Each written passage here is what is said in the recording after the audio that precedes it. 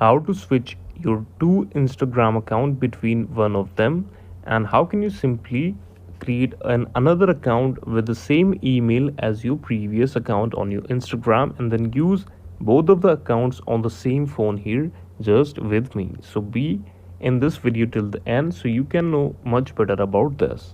Let's start this video without any further delay. To create an account, what you have to do is simply open Instagram like this.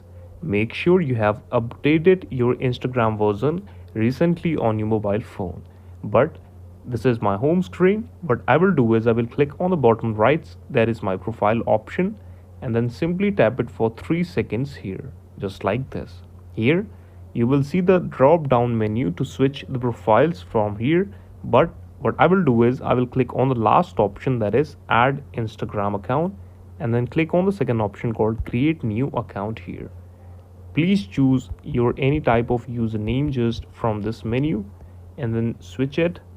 Click on create password, create a unique password for that account, and now click on the next button.